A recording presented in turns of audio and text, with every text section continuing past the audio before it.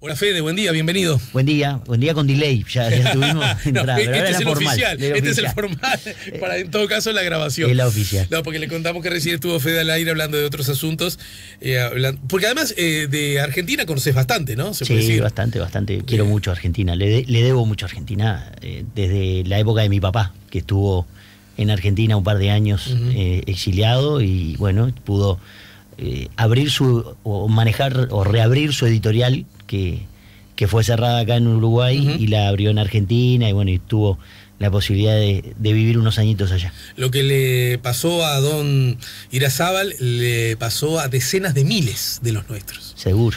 Muchos de los cuales quedaron allá para siempre, ¿no? Algunos no tuvieron suerte. Bueno, no, por supuesto, algunos no tuvieron suerte, pero quiero decir, otros encontraron en esa su lugar en el mundo, en Buenos Aires, ¿no? Dicen los cálculos, ¿no? Pero como arriba de 200.000 uruguayos. Sí, después de Montevideo, la ciudad que tiene más uruguayos en el mundo. Debe ser, sí, claro. Sí, Buenos Aires, sí. Sí, Buenos Aires. Y es una maravilla. Aparte se ha dado una cuestión, ¿no? Vos ves que hay una penetración de uruguayos en algunos gremios, ¿no? Nos tomamos gremios. Porteros de edificios, por ejemplo.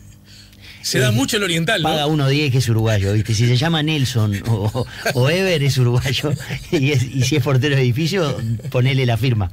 Pero se da mucho. Taxi también, digo, había rubro, ¿no? El que nosotros nos rebuscábamos, se ve, los uruguayos y metíamos pie en ese rubro. Sin desmerecer el rubro futbolistas. ¿Te acordás aquel sketch de CQC en un momento que le desactivaban una placa, un aire acondicionado y llamaban pero esa fue posta. Sí, llamaban a un técnico, el técnico los fajaba, ¿no? En un momento vino uno y le dijo, no, pero esto tiene desconectado, tal, no es nada. Dice, pero encontramos el único argentino en esto y dice, soy uruguayo. Perdón, soy uruguayo.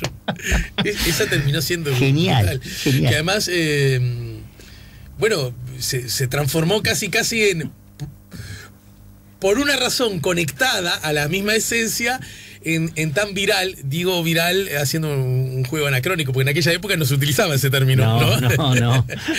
Se difundió mucho del mismo modo y por las mismas razones que mucho terminó difundiéndose la famosa frase de Jorge Valle, ¿no? Que casualmente que era una frase que se podría decir a nosotros nos dio vergüenza, en el sentido de que aunque lo pensemos no está bien, y a buena parte de los argentinos dijeron, por fin, alguien lo dijo. Sí, tenía razón. Pero la verdad que quiero mucho a Argentina, bueno, y hoy por razones personales mucho más, así que son temas, es un país que es una maravilla. Lamentablemente hace tiempo que no le vienen embocando en algunas cosas y bueno, pero yo siempre confío, tienen una capacidad para mí asombrosa de salir, ¿no? Siempre. Es como de salir y entrar, entrar y salir. Una montaña rusa, cíclica, pero también la vivo mirando con envidia, ¿no? Es como, a mí me parece fantástico. Yo aborrezco la grisura uruguaya, lo marrón, me supera. Me supera. Sí, entiendo hacia dónde vas. También esa cosa un poquito más de ese grisor conservador, en algún modo. Conservador, ya sé que es discutible el término, porque hay en algunos asuntos Uruguay es mucho más liberal que Argentina, ¿no? Sin duda. Bueno, sobran los ejemplos, no ni siquiera aludamos a los mismos, pero en todo caso, esa cuestión un poco más conservadora que a mí también me incomoda un poco, sin embargo también es la garantía de que uno no compra el primero que te vende algo lindo, ¿no? ¿No? Es como... Es verdad. Somos cautos. Claro. Yo creo que la cautela del uruguayo en eso es una virtud. El problema es que nos cuesta disfrutar de las cosas que tenemos, nos cuesta disfrutar del logro, ¿viste? Estás mirando el televisor que te compraste y estás pensando en la cuota que tenés que pagar. Totalmente de acuerdo. Pero, loco, a vos no te... Mirá, pongo un ejemplo, tengo 200 porque vamos a terminás obsesionándote con los asuntos y empezás a hacer colección. Pero pongo uno solo, Fede querido, y es que carnaval, transmisión central del carnaval...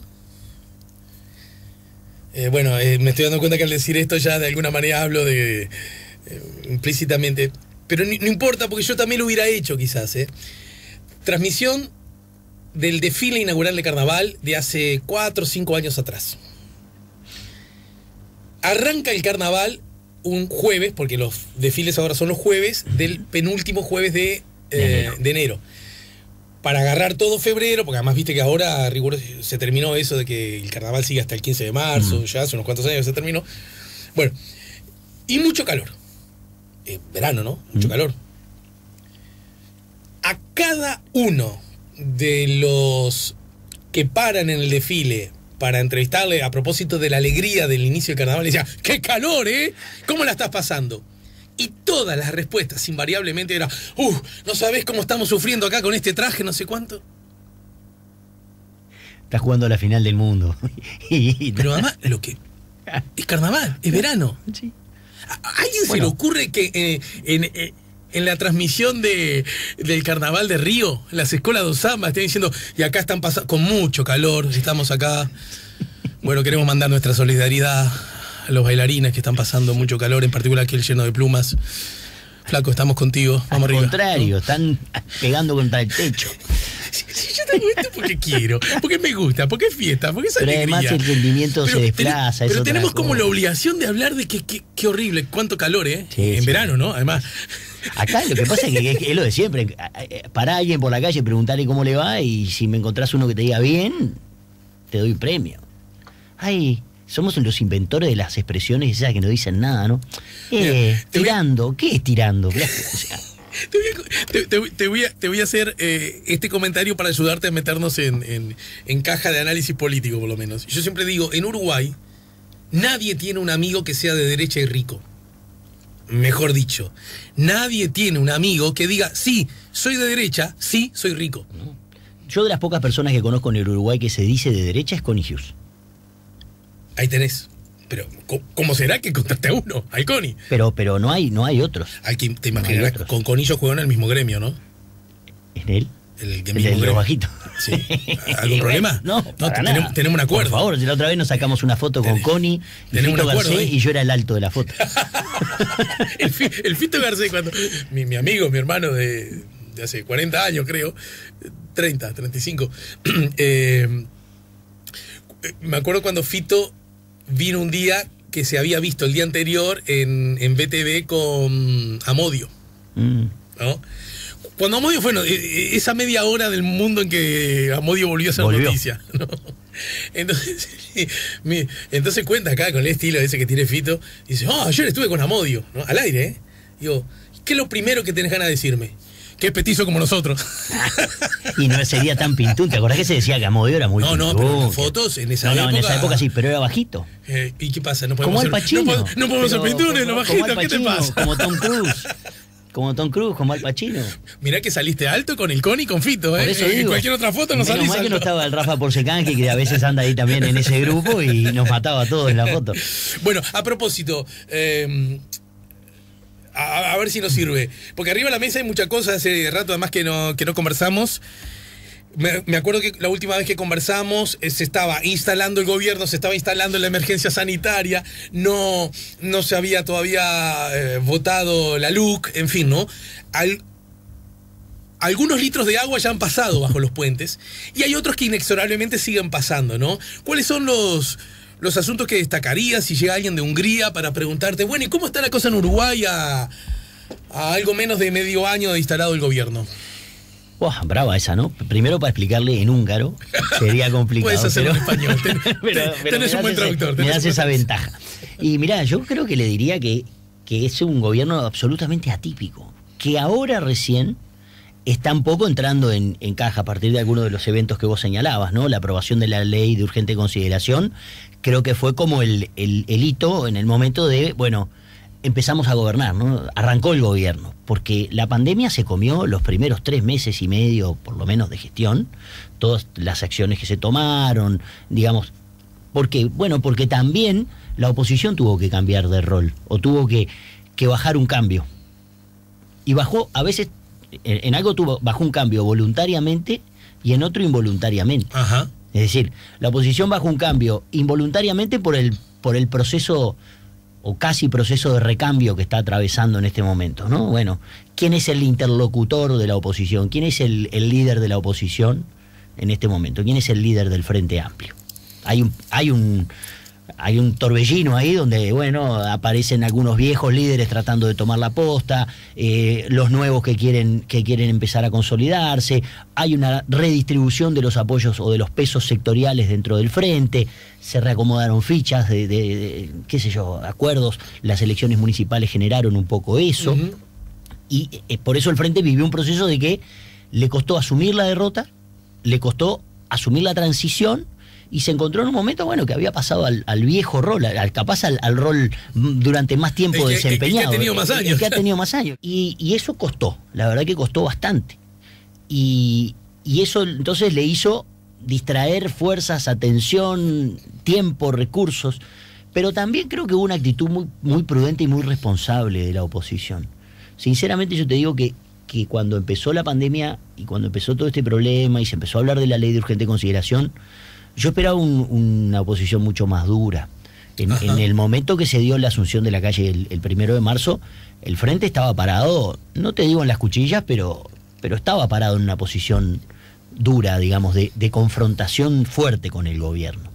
Me da la impresión de que, y esto es un rasgo que ahora que comparábamos, ¿no?, Argentina y Uruguay, lo vemos, ¿no? En Uruguay la oposición está en una, digamos, situación de, no voy a decir colaboración con el gobierno, pero ha de alguna manera apoyado y ha tomado conciencia de la situación especial que estamos viviendo. Lo que pasa es que ingresa a ese escenario un actor que no estaba anunciado y que se llama emergencia sanitaria, ¿no? Quiero decir, y eso necesariamente obligó a unos y a otros a remirar la cancha, ¿no? A tomar conciencia, ¿no?, de las cosas y decir, bueno, ¿qué es lo importante, ¿no? A dimensionar lo verdaderamente importante, que va más allá de la disputa política. Habrá tiempo para la pelea política, para la disputa política. Lo importante en este caso, ¿cuál era? Bueno, que Uruguay afrontara esta situación de la mejor manera posible, con el menor número de víctimas, que no colapsara el sistema de salud, y de alguna manera en eso no arengar a determinados movimientos, no asusar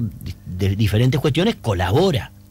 Ahora, si lo miramos al otro lado, el lunes en Argentina tuvimos una serie de marchas bastante concurridas de personas que son opositoras al gobierno y que de alguna manera, bajo ese paraguas de lo que es esta cosa que se llama Juntos por el Cambio ahora, que se llamó Cambiemos y que representa los sectores de oposición en la Argentina, bueno, convocó a miles de personas desafiando absolutamente todos los protocolos sanitarios, todas las cuestiones que tuvieran que ver con el cuidado de la salud y de la vida de las personas. Y así están, con picos de 5.500 infectados por día.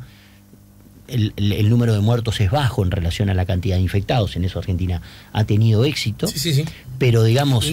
paréntesis, viste que acá, no sé si será casualidad, hay un discurso que en particular sostienen los que no simpatizan con el actual gobierno argentino, pero repito, a lo mejor es casualidad, de cuando se habla del Uruguay, se insiste mucho en los grandes problemas que tienen desde la perspectiva de la emergencia sanitaria nuestros dos vecinos. Y yo siempre digo, es verdad, están peor que nosotros, pero entre ellos hay grandes diferencias, ¿no? Totalmente. Me parece que no es justo poner en un plano de igualdad cómo está resolviendo Argentina las cosas a cómo no las está resolviendo el Brasil, ¿no? Porque Argentina tiene un trasfondo de crisis económica que ya estaba instalada en la previa, sí, que Brasil no. Digamos, claro. Brasil no viene de un proceso, de un arrastre, de una crisis o de un proceso con inflación, es decir, no tiene esos problemas. Que a Argentina se le sumó un nuevo problema. Sí, clarísimo, clarísimo. Pero en esto, digo, nadie piensa acá en Uruguay, o nadie imagina en Uruguay a Javier Miranda, ni a Andrade, sí, ni a Mujica convocando una marcha, claro, para pedir el fin de las medidas, para, digamos... No, o al revés, porque en todo caso, ¿te acordás que esa línea pareció insinuarse cuando pedían la cuarentena obligatoria? Claro, que yo digo que está bien, que quizás pudo haber tenido una especie de intencionalidad política, pero también digo, ahora que no era tan irracional sugerir que eso era probable que ocurriese. ¿Estamos de acuerdo? Era un escenario probable y por lo tanto, porque además algunas voces de la academia también iban en esa dirección, ¿te acuerdas? Con aquellas declaraciones del sindicato médico. Había elementos, digamos, pero nunca llegó a instalarse como decir... Ningún partido político recogió el guante y lo transformó en un tema de oposición. Bueno, eso habla de cierta fortaleza, entonces... Fortaleza institucional. Nosotros tenemos un sistema institucional sano. Ahí sí conviene ser marrón. Conviene ser. Pero eso yo creo que es más un rasgo de inteligencia que de ser marrón. Porque, digamos, otros países también tienen sistemas de partidos estables y no son marrones. Entonces, digo. Pero creo que sí, que hay un poco de. Se puede ser las dos cosas, me parece. Creo que. Se puede ser así y un poquito menos marrón. Yo tampoco quiero ser los Canilla, ¿no? Ni Guandanara. Digo, quiero un poquito más de alegría, un poquito más de swing, digamos, si querés, ¿no? Pero en este caso, el Frente ha desempeñado un papel muy bueno, muy aceptable en términos de oposición. El Frente, el movimiento sindical, se sentaron a negociar, hubo un acuerdo pautado y progresivo del reintegro de la actividad, es decir, no hubo grandes estridencias en ese momento. Sí, creo que ese es uno de los principales rasgos que yo al húngaro o húngara, si es a la plancha, a la húngara mucho mejor siempre, pero le explicaría en ese momento y le diría, bueno, mira, está pasando esto. Y además, a ver, Federico, acá quiero que me ayudes, porque a mí me parece que si tenemos emergencia sanitaria, hay algo que se empieza a transmitir, a correr sin que nadie lo diga, y es, che, no es momento para pegarle al gobierno. Como que nadie lo dice, como que no es necesario decirlo, pero que todo el mundo sabe que está mal. Y si le pegas al gobierno, quedás vos como un gil desubicado. Ese es el acuerdo tácito que hay, es una cuestión implícita ahí en la que la oposición resolvió no meterse, precisamente por eso. Porque, che, ¿cómo le vas a pegar a este loco que asumió el 1 de marzo y el 13 se encontró con la pandemia? Bueno, exactamente. Déjalo, yo qué sé, vamos a dejarlo hacer, vamos a ayudarlo en lo que podamos. La gran paradoja de todo esto es que termina siendo una noticia, desde la perspectiva de la consideración política, buena para el gobierno. Porque te da espacio. Sí, el gobierno tuvo espacio, pero ojo que también hay una cuestión, ¿no? Esa es mi idea, a lo mejor vos tenés otra. Sí, ¿no? Igual yo creo que el gobierno, más allá de lo que se diga de la ley de urgente consideración, fue una ley que se conoció, que se sabía, se había anunciado por lo menos parte de su contenido. Me parece que no hubo ningún cangrejo abajo de la piedra en la ley de urgente consideración. El que haya comprado eso... Algunos quizás sí que sacaron, ¿no? Hubo artículos que se quitaron todavía, o sea que más a favor, ¿no? El tema de la importación de combustibles, digo, hay algunas cuestiones. Ahora, lo de Antel dándoselo a los posibles competidores. Pero eso bajó, ¿no? De la ley. Por eso quiero decir que la ley que se terminó aprobando no tuvo ninguna sorpresa. Nadie se puede hacer el sorprendido y decir, che, esto no lo habían dicho, no lo habían anunciado, ¿no? Entonces, creo que en este caso el gobierno no aprovechó la situación, como en otros países sí hubo, para tomar determinadas medidas, escudándose en la emergencia sanitaria y en la pandemia. Ajá. Me parece que en ese sentido... Como una especie de caballo de Troya con el ejército adentro, digamos. Sí, digamos, hubo países donde se persigue a la oposición, donde se restringen determinadas actividades y libertades, donde se aprovecha para pasar determinadas leyes. En este caso creo que no hubo novedades en ese sentido. La ley de urgente consideración pasó, se discutió dentro de un y además el instrumento... mecanismo aceptado, es decir, nadie hizo nada por fuera del libreto, no hubo una excepcionalidad en ese sentido. Hubo un cierto desconcierto, ¿te acuerdas en el arranque cuando se empezó a tratar, luego de que se había establecido una especie también de acuerdo tácito de que, che, con emergencia no vamos a poder tratar esto, ¿no? Vamos a esperarlo un poquito.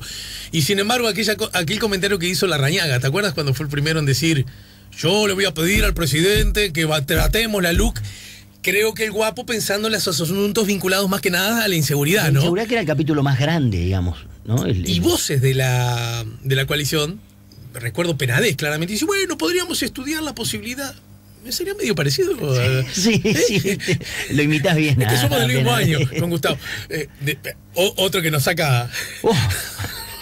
tamaño extra grande. No, y que Gustavo dijo que podría manejarse la posibilidad de que la ley pudiera de alguna manera seccionarse y algunos...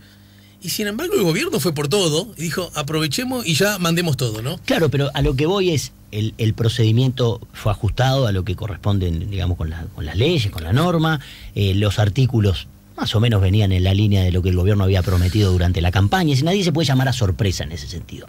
Entonces, creo que ahí también hay un elemento importante. Ahora, otro elemento que le explicaría a este visitante es que estamos atravesando un proceso electoral donde va a haber 19 elecciones en los distintos departamentos y es un desafío bien importante, ¿no? Bien.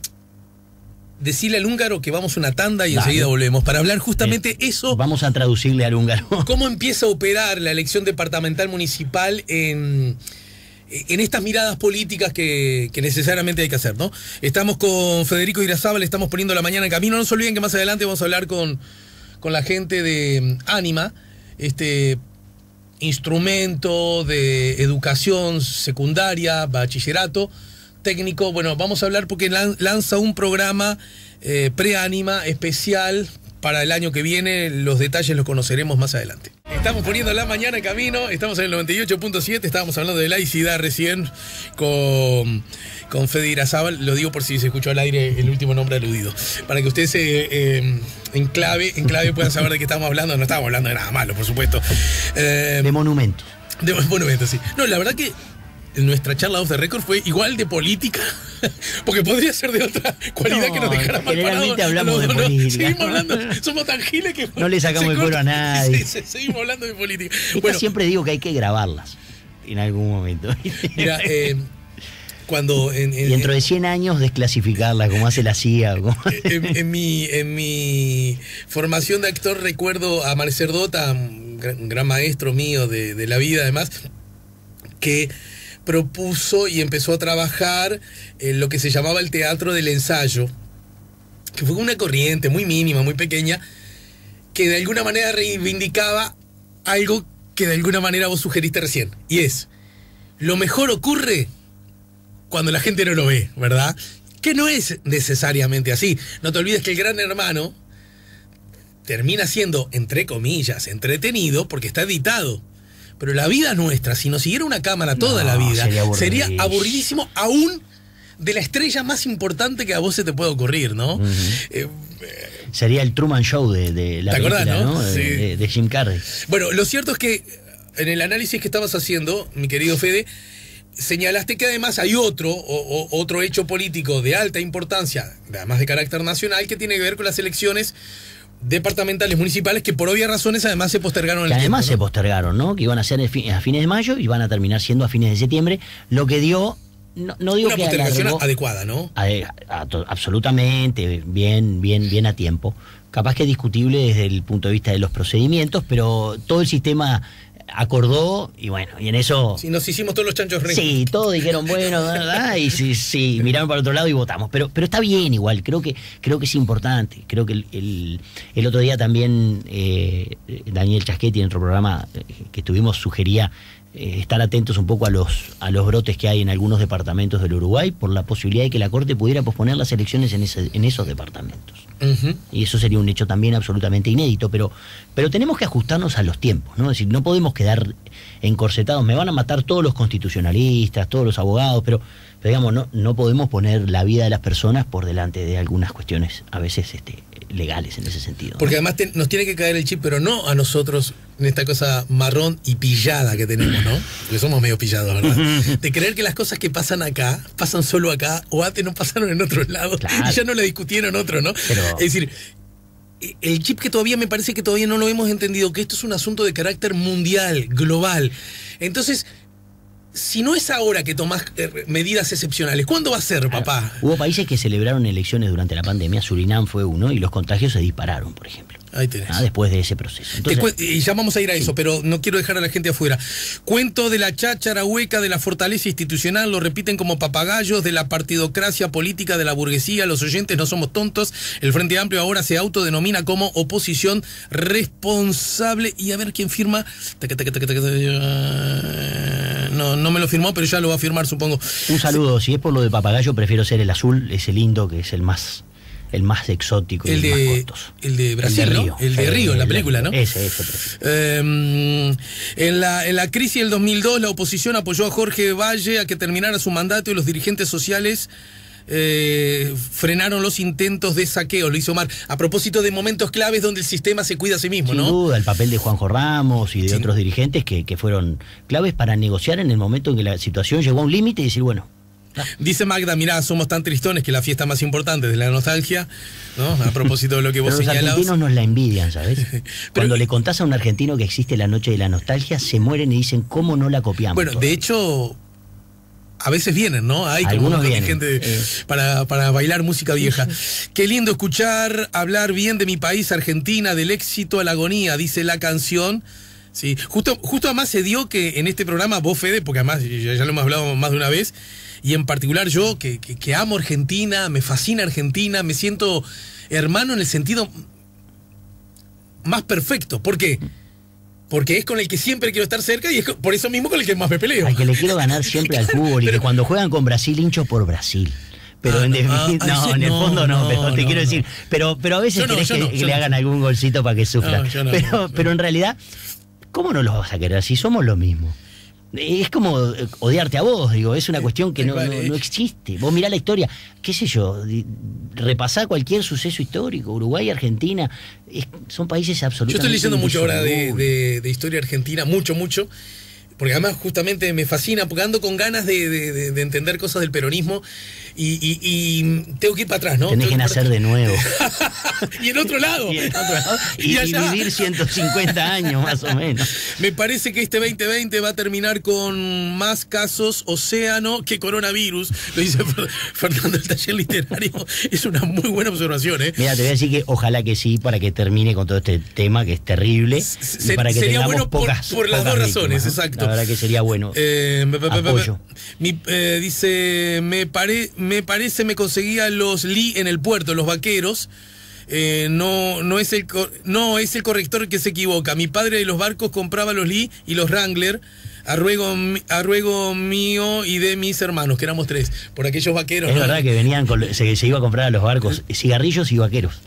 Esa yo no la viví, no me pasó a mí. No. Yo no lo viví tampoco. Soy muy joven. En realidad, no muy, pero más joven, lo suficiente como para que eso forme ya parte de tu pasado. Sí, de la leyenda. Bien, en todo caso señalabas las elecciones departamentales y municipales. ¿Y cómo se mete esa pieza en el puzzle este? Bueno, es una pieza que en realidad agarra un poco de oxígeno porque tira unos meses más la campaña. Si bien se suspendieron las actividades, si bien hubo de parte de los distintos candidatos bastante responsabilidad en ese sentido, el tema estaba instalado, como ya se habían develado quiénes iban a ser los candidatos, la competencia había empezado. Bajó en intensidad y ahora está en un momento en el que ya están los motores encendidos y los candidatos están haciendo sus propuestas, están haciendo sus giras, están retomando un poco la actividad de campaña de territorio sobre todo, que es la más linda, y bueno, y empieza a haber confrontaciones.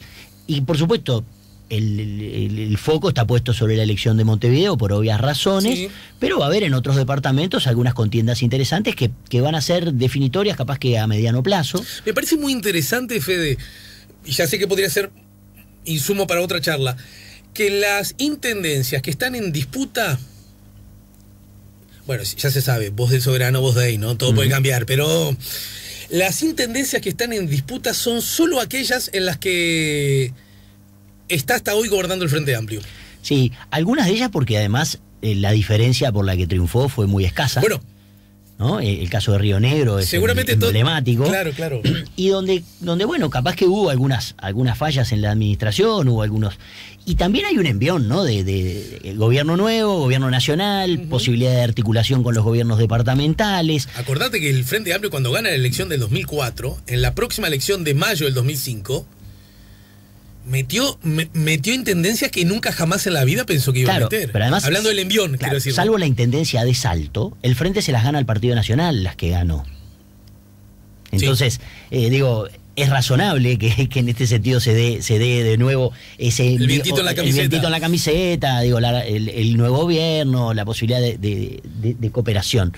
Pero bueno, habrá que ver, ¿no? Hay algunas que están muy paritarias, muy peleadas, otras definidas, por supuesto. Hay departamentos que obviamente se va a acentuar todavía probablemente la diferencia en favor del Partido Nacional, pero va a haber hay algunas cuestiones internas. Y alguna, como Canelones, se va a acentuar la diferencia a favor del Frente Amplio. Canelones, ¿no? Se va a acentuar la diferencia a favor del Frente Amplio, digamos que pone un poco en cuestión cuál pasa a ser el verdadero bastión electoral del Frente Amplio, pero que además permite la proyección de un liderazgo, de una personalidad que está ahí, ¿no? Que nadie lo dice o pocos lo dicen, y está bien que no se diga así abiertamente, pero es como la carta de renovación más presente que tiene el Frente en el mediano plazo. Vos que conocés igual que todos nosotros, a tantísima gente, colegas, amigos que hacen encuestas, ¿no? Que su trabajo profesional es ese.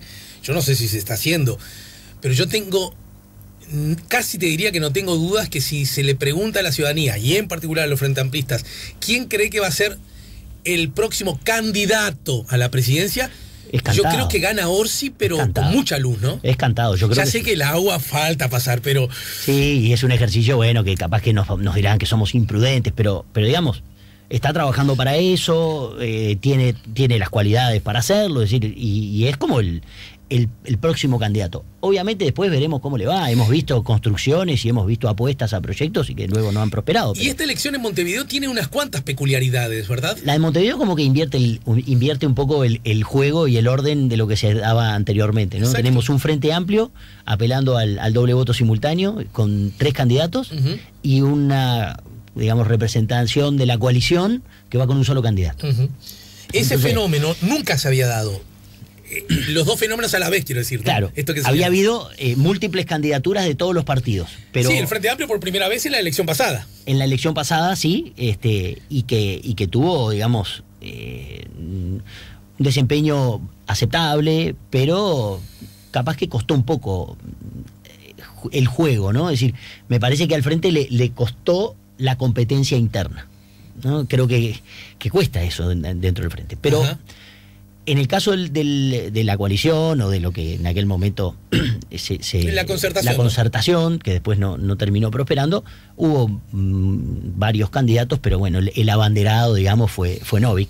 Pero en realidad ahora se da el fenómeno opuesto o inverso de lo que se daba habitualmente. Recorren bastante bien el espinel desde el centro hacia la izquierda, y la coalición presenta una figura nueva, que también creo que este proceso electoral marca un antes y un después, me parece, en la carrera de Laura Raffo, ¿no? Ahora, digamos que a la coalición multicolor le costó llegar a esta síntesis. ¿Recuerdas todo aquello que pasó, no? Absolutamente. Y a veces por hechos fortuitos, eso. ¿no? Porque otra vez, si hubiéramos hecho una encuesta en octubre del año pasado y hubiéramos preguntado quién iba a ser el candidato de la coalición a la Intendencia de Montevideo, pagaba 1.10, que era Sebastián Bauza. En algún punto me recuerda a lo que ocurrió, o puede llegar a recordarme, a lo que ocurrió con el Frente Amplio y Tabaré Vázquez.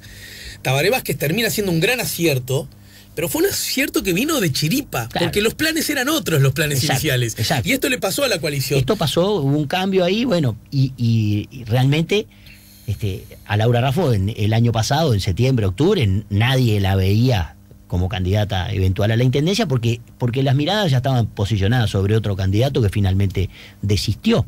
Entonces, me parece que aparece una figura, aparece alguien que creo que tiene proyección, tiene buenas cualidades para dedicarse a la política, y que también es una buena señal, ¿no? Es decir, es una mujer, que también a veces en el espectro político, sobre todo dentro de los partidos tradicionales, cuesta más. Fíjate que en este último tiempo hemos tenido... el Partido Nacional, ¿no? El Partido Nacional, bueno, pero tenemos una vicepresidenta, tenemos una vicepresidenta electa en este caso, pero bueno, es una señal, me parece, saludable para el sistema, si querés, ¿no? Pero para no irme del tema de la disputa interna, yo soy de los que al principio pensó que ir con un candidato único en el caso de la coalición era un error, porque le quitaba... El rastrillo, digamos. El rastrillo, exacto, le quitaba la posibilidad de barrer, pero me parece que está posicionado también desde un punto determinado del espectro ideológico hacia la derecha y no apela a votos identificados ideológicamente. Me parece que está apelando a un voto más que nada, en algunos casos, descontento con la gestión del Frente Amplio durante los últimos 30 años. No obstante, sigue apareciendo el Frente Amplio como el claro favorito, ¿no? Yo, la verdad es que si hoy tuviera que hacer una apuesta, diría que el Frente Amplio va a ganar la elección en Montevideo. Lo que sí creo que tenemos que estar atentos es por qué margen va a ganar la elección en Montevideo. Si va, por lo que muestran algunas de las encuestas, lo mostraban cercano al 50% de los votos, que para una elección, si yo mañana te dijera, che, vas a ganar una elección con el 50% de los votos, vos dirías, pero es un golazo, ¿dónde firmo? Y vamos a hacerla ahora. El tema es que para el Frente, donde ha llegado a tener porcentajes bastante mayores que ese 50%, es una luz amarilla, por lo menos, que se pueda encender. Sin embargo, me permito no relativizar el análisis, que lo entiendo y lo comparto, sino apoyarme en números, porque en el año 2000, 2015, o sea, la última elección, el Frente Amplio obtiene el 49,58. Pero 49,58, quiero decir, no llegó el... No y llegó en la al 50, anterior, cierto. en la anterior, la que... ganó Ana Olivera 45,6. y con un muy alto porcentaje de voto en blanco. Porque recordemos, pero aún así, el Partido Nacional obtuvo 19%, el Partido Colorado 18%, o sea que si ahí estás sumando, te estás llegando cerca del 40, 37 creo, ¿no? Sí. Y el año, la elección pasada, la Concertación obtuvo el 37%. Lo digo porque hoy día las encuestas le están dando, por ejemplo, la que dio a conocer Equipos. 33 da para la coalición, ¿no? 32. Por debajo de lo que ya consiguió la coalición con la Concertación. Y la suma de blancos y colorados juntos en la anterior, ¿no? Claro, pasa que ahí estamos comparando resultado electoral con encuesta, ¿no? Sí, por eso. Pero yo, a ver, me parece que todavía hay una cuestión estructural en el voto en Montevideo que sigue pesando, que hay una preferencia partidaria muy marcada por determinados factores sociodemográficos, si se quiere. ¿Y ahí el Frente Amplio crees que acertó cuando pone 3? Yo creo que sí. Y de estas características. Porque además son 3 que lucen como buenos, ¿no? Son 3 por candidatos, distintas razones. A ver, son 3 candidatos que cada uno tiene su razón valedera para ser candidato y su justificación para ser candidato. Sí. Me parece que entre los 3 hay una variedad y una disparidad buena en ese sentido que le permite tener una tirada amplia de la red. Digamos, no pierde votos, digamos, por extrema izquierda, porque además hay un claro apoyo de los sectores a los candidatos.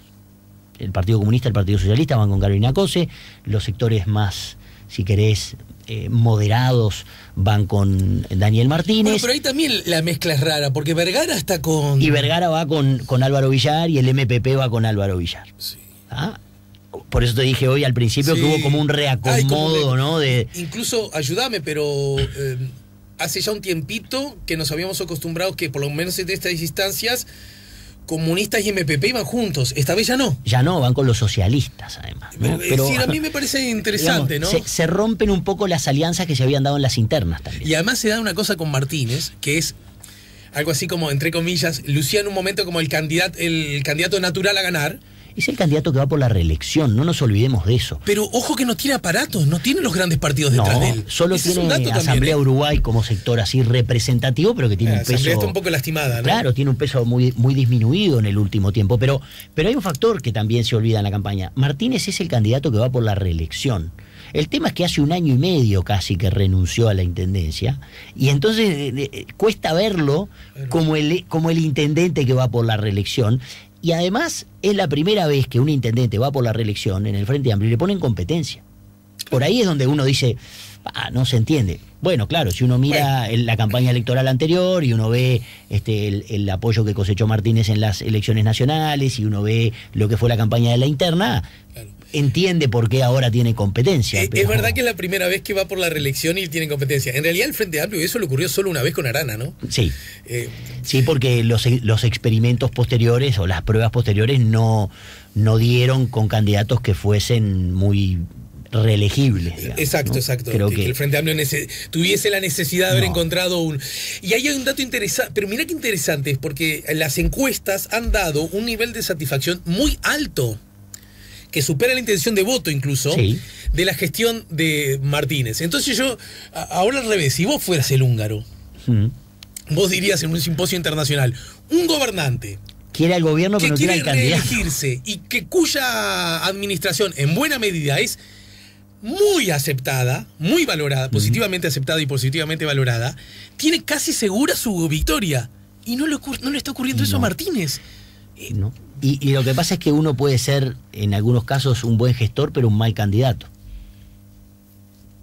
Sería el caso, da la sensación, ¿no? En este caso da la sensación, ¿no? Y nos estamos los dos, me parece, olvidándonos pícaramente de que Daniel Martínez salió un poco golpeado de la elección. Y hace 2 años que lo estamos viendo en campaña. Es decir, ya lo vimos para la campaña presidencial y entonces ahora tenemos un segundo plato de Martínez en una campaña electoral. Y eso también pasa, que genera marcas, ¿no? Es un candidato que perdió la elección presidencial y va por la elección municipal. No hay registros en estos casos de candidatos que hubieran perdido la elección presidencial y fueran por la elección municipal.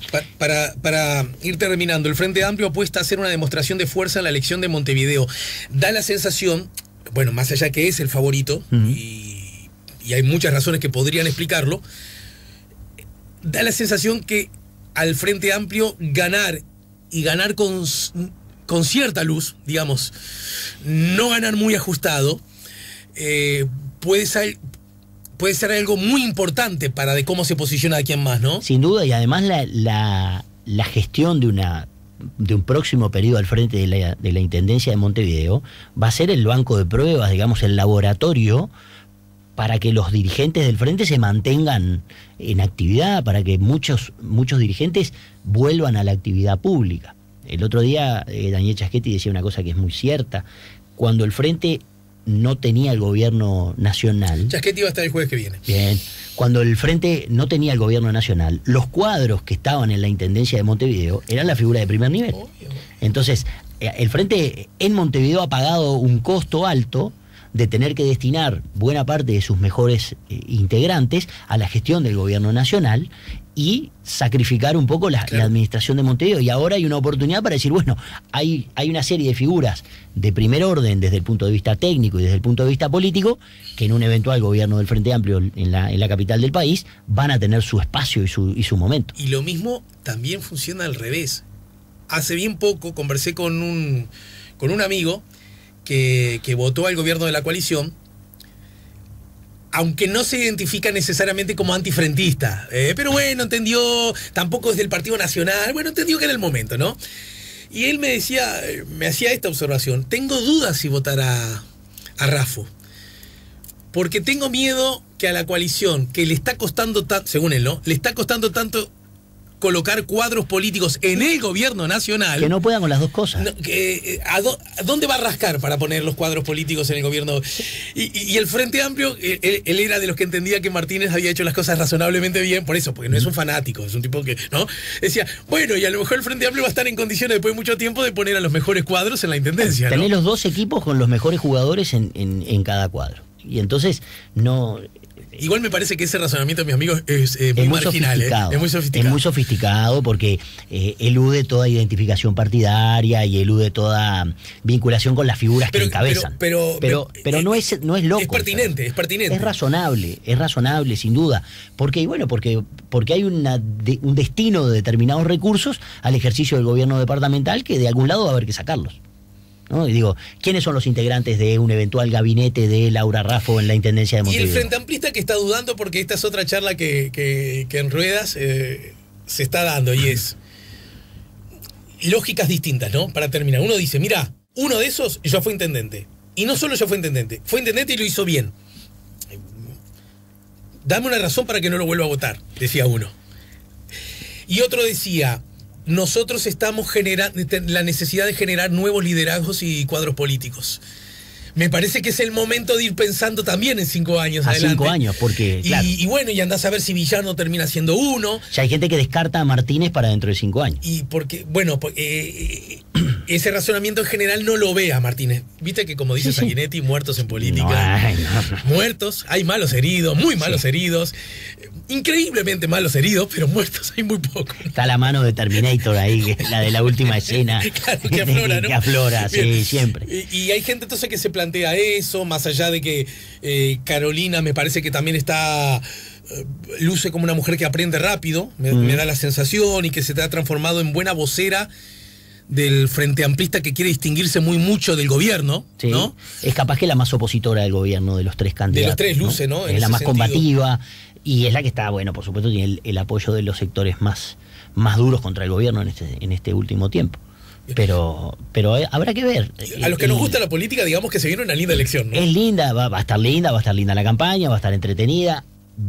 El tema también pasa un poco por las propuestas, ¿no? Todos más o menos proponen lo mismo. No. Sobre los temas. No hacer debate, ¿pensás que fue un acierto, un error? Yo relativizo bastante el tema de los debates, ¿no? Pero creo que más que no hacer debate, me parece que el problema fue cómo se manejó y cómo se justificó el no hacer el debate.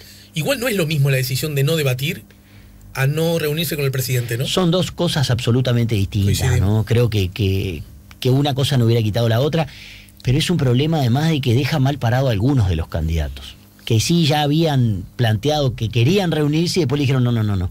En el caso de Villar, ¿no? Sí. Entonces, no, pibe, vos bájate de esto. Pero me hace gracia porque hay algunos argumentos que dicen que en realidad gane quien gane, y mucho más si es Villar, los que van a gobernar son los ultras, es la barra, es el MPP. Yo digo, pero si fuera así, el MPP, cuyo candidato quería debatir, hubiera debatido. Si fuera así, se hubiera reunido con el presidente que quería. Me parece que sobre eso también se genera como una especie de fantasmas que me parece que están con poco apego en la realidad, ¿no? Creo que le damos, a ver, por obvias razones, hay dos de los candidatos a la intendencia por el Frente Amplio a los que no le fue bien cuando tuvieron debates, ¿no? A Carolina Cose no le fue bien cuando debatió con Larrañaga en su momento. Ajá. A los dos le fue mal, en realidad. Y a Martínez no le fue nada bien con la calle en los debates que hubo. Entonces, a Vergara sí, sin embargo, le había ido bien, ¿no? En aquel debate, me acuerdo ahora que me acordé. Rumbo a la interna, estás hablando fue un debate raro, porque raro. El de Cose con Larrañaga, porque en realidad no eran rivales entre sí, ¿no? Claro, pero en definitiva no mostró buenas condiciones para la argumentación y para el debate. Que el del Boca con Talvi, ese terminó siendo bueno. Estuvo muy bien. Y bueno para los dos. Porque los dos eran muy buenos expositores y muy buenos debatientes. Carolina Cose no mostró buenas condiciones. Entonces, yo creo que en ese sentido Laura Raffo tiene un muy buen manejo de los medios por su pasado, ¿no? Digamos, su antecedente, y da muy bien en esa cancha, y claro, y los estaba esperando, y además es por supuesto la desafiante, que generalmente es el que quiere debatir. Pero en este caso creo que el Frente equivoca no en la decisión de debatir o no debatir, creo que eso es facultativo de cada candidato. Yo estoy en contra de los debates obligatorios. Sí, desde ya. Pero me parece que... El debate obligatorio por ley, ¿querés decir? Sí, claro. Eso es un mamarracho absoluto, pero creo que lo que estuvo mal fue cómo se procesó y cómo se comunicó la decisión de no debatir. Uh-huh. Porque quedó una cuestión de, bueno, acá se hace lo que nosotros decimos, punto, cállese la boca los tres, no, ya, punto. Y quedó como raro, ¿no? Igual no debería ser tan raro que uno diga, no quiero debatir, se acabó. Yo no voy, pero si vos querés ir, o sea, la cuestión hubiese sido, mirá, Villar, si vos querés ir al debate, armate un debate tranquilo, pero yo no voy a ir, y Carolina no va a ir. Sí, bueno, sí. Perfecto. Pero no cercenarle la posibilidad al candidato que quiera debatir. Uh-huh.